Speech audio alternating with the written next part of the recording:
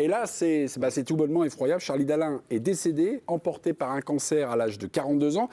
La France perd un grand marin. Il a été le vainqueur notamment du dernier Vendée Globe. On va écouter la réaction de quelqu'un qu'il connaît bien, qu'il a affronté, c'est Johan Richomme, qui est à la fois son dauphin sur le dernier Vendée. Et puis, vous allez voir, il a été joint par l'équipe de choc en début d'après-midi. Il nous parle non pas finalement du concurrent, tout ça est bien un aléatoire, mais de l'homme. Écoutez le témoignage de Johan Richomme. Beaucoup de tristesse, hein, forcément. On s'y attendait depuis quelques temps maintenant. J'avais eu la chance de voir Charlie il y a 1 mois et demi. Et c'est à ce moment-là que j'avais compris que la lutte allait être compliquée contre son cancer. Je suis là pour saluer l'immense marin et l'immense bonhomme qui a été mon pote, quoi. Ce garçon que j'ai connu pendant 20 ans, depuis nos années d'études. Il va terriblement nous manquer. C'est forcément des décès assez injustes. On a le même âge et c'est dur de s'imaginer partir à cet âge-là, quoi. C'est forcément très triste et on se projette à sa place. Et voilà, je suis forcément très ému, même si je savais que ça venait, et que je suis presque soulagé pour lui. Sa souffrance soit terminée, parce que je sais qu'il souffrait à la fin. Et j'en suis d'autant plus admiratif. Il a réussi à rendre ce Vendée Globe 2024 encore plus fort, et c'est quand même assez dingue de se dire qu'1 an et demi après, on est en train d'avoir des paroles comme ça sur sa disparition. Mais c'est la vie, c'est comme ça. C'est parfois injuste. Ce trophée, vainqueur de la 10e édition, Charlie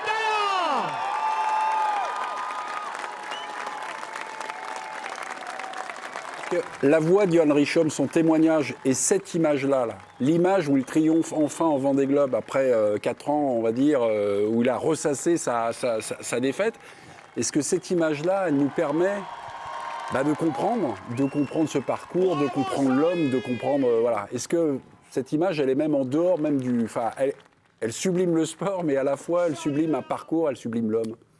Elle parle à tous les humains. Elle parle déjà à tous les gens qui ont traversé le cancer, je pense, et qui ont besoin d'entendre qu'on peut encore réaliser des choses, et voilà, être quelqu'un de fantastique et que les autres admirent, etc.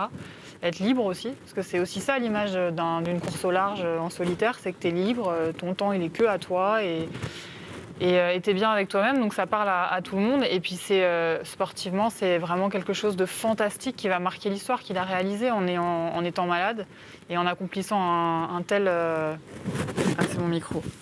Voilà. En accomplissant, je l'ai accroché toute seule. Un tel exploit, c'est quelque chose qui marquera le sport. Et tout à l'heure, j'ai fait une petite recherche rapidos en essayant de trouver si c'était arrivé d'autres fois que des champions disparaissent vraiment au fait de leur gloire, des sportifs. Et en fait, c'est rarissime. Il y en a qui meurent en étant des gloires, mais généralement, leur carrière est derrière eux, quoi. Le cas de Charlie Dalin, il est vraiment quasiment unique. Je vous propose un témoignage à présent à partager avec Grégory Schneider qui est aux États-Unis. Grégory, donc pour Libération, suit bien sûr l'équipe de France, mais en octobre pour votre journal Libération, Grégory, vous étiez convié avec une poignée d'autres journalistes, Stéphane Lhermitte et Pascal Sidoine notamment, que je salue, qui sont de la maison. Le sujet était la sortie du livre de Charlie Dalin, mais surtout sa maladie, puisque depuis 2 ans, le vainqueur du Vendée Globe se battait contre un cancer, une tumeur au ventre, grosse comme un pamplemousse, je le cite. C'était dans l'équipe. Bonsoir Grégory. Bonsoir à tous. Cette rencontre vous a bouleversé. Racontez-nous. C'était vraiment effectivement assez particulier pour moi. Bon, moi je connais pas particulièrement la voile. Je suis pas un spécialiste, et je devais faire l'interview parce que celui qui s'occupe de la voile dans mon journal avait justement écrit son bouquin. Donc ça posait un problème déontologique. On m'a demandé si je voulais y aller.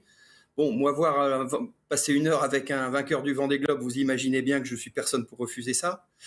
Et quand j'ai fait l'interview avec lui, je me suis rendu compte en fait assez vite que ça n'allait pas. Enfin, pour dire les choses, j'ai vite eu sous le nez le fait qu'il était sinon condamné, du moins en grande difficulté. Et je me suis trouvé mal par rapport à ça dans mon métier, parce que c'est dur de poser des questions quand vous commencez à percevoir ça. Il me l'a pas dit directement, il me l'a pas non plus vraiment laissé entendre, mais il y avait de la fatigue, il y avait du défaitisme, il y avait quelque chose comme ça, et j'ai pigé. Et je me suis senti avec le mauvais rôle, et j'en ai un peu parlé. J'ai dit, vous savez, être obligé de parler de votre maladie, pour moi, c'est pas facile et tout. Et en fait, lui, il m'a dit, bah non, vas-y. Il avait vraiment été incroyablement gentil, en fait. Il m'avait dit, non, allez-y, on est là pour ça, poser des questions. Il dit, moi, il n'y a pas de problème. On va essayer de faire le truc correctement.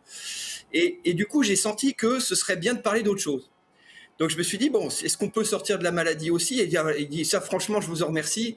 Et on avait notamment parlé de la couleur du ciel, parce qu'il dit que la couleur du ciel n'est pas la même dans les deux hémisphères, qu'il y avait des... Donc j'ai vu cette sensibilité-là, j'ai vu cette gentillesse-là. Et quand je suis sorti de l'interview, en fait, je dois dire, j'étais avec ses attachés de presse à Gallimard, et en fait, on a tous craqué, en fait. Et je pense que ça m'aurait fait moins mal s'il avait été plus distant ou moins disponible, ou au fond moins empathique ou moins gentil. Mais c'est lui qui était dans la difficulté, et quelque part c'est lui qui me tendait la main, en fait. Et c'est ça qui m'a fait un peu exploser. Je me suis dit, mais c'est pas possible que ça arrive à des mecs pareils. Ça peut pas se passer comme ça. C'était un mec assez pur, vous savez, les mecs de voile, ils sont dans leur logiciel, ils passent leur temps, c'est des matheux, en fait, c'est des ingénieurs tous. Ils sont tous un peu comme ça. Et cette espèce de pureté-là, plus sa gentillesse, plus ce qui lui arrivait, je trouvais ça insupportable. En fait. Insupportable à vivre et insupportable à voir ça sous le nez. Donc dans cette rencontre, pour la promotion de son livre, vous aviez compris que c'était presque, vous avez senti en tout cas, que c'était un combat perdu d'avance, déjà. Franchement, oui, je l'ai senti. Et quand j'ai croisé une de ses attachées de presse dehors, elle m'a vu, elle m'a dit, t'as compris, en fait. Et en fait, on avait tous compris.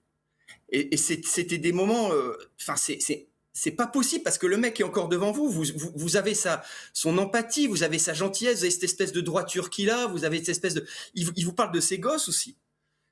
C'est vraiment quelque chose qui était très, très difficile à vivre pour lui, pas pour moi. Mais même pour moi, j'aurais du mal à revenir de là, en fait. C'est d'aller au-devant des champions qui sont en général au top de leur physique. Qu'est-ce qui vous restera de cette rencontre avec Charlie Dalin, voilà, ce moment un peu furtif? Quelle image garderez-vous de lui? En fait, sa modestie. Parce que, par exemple, il se refusait vraiment qu'on parle de lui comme d'un exemple. Mais les médecins lui avaient dit, voilà, si vous parlez de ça, peut-être qu'il y a des gens qui, dans leur coin, vont prendre un peu de courage en disant, il y a une vie après ça. Mais pour lui, se voir comme un exemple ou voir sa trajectoire comme quelque chose d'édifiant, il était à des kilomètres de ça. Il était aussi modeste que ça, je veux dire.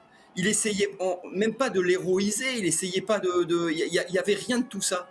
C'était aussi simple et aussi tranquille que ça, la manière dont il voyait les choses. Vraiment, vous vous dites, c'est pas possible que on perde un mec pareil, quoi. Grégory, merci beaucoup. Oui. Merci de ce témoignage. Merci à vous. Merci, bon boulot du côté de Libération. Au revoir Grégory. Si vous voulez prolonger un peu l'émotion, voici l'ouvrage donc désormais de Charlie Dalin, dans lequel Grégory avait fait l'interview, La force du destin aux éditions Gallimard. Récit de son autre course, perdue malheureusement contre la maladie. Et puis à sa famille, ses proches, ses amis, on adresse évidemment notre amitié, notre chaleur aussi un peu évidemment de notre tristesse et de notre émotion sur le plateau.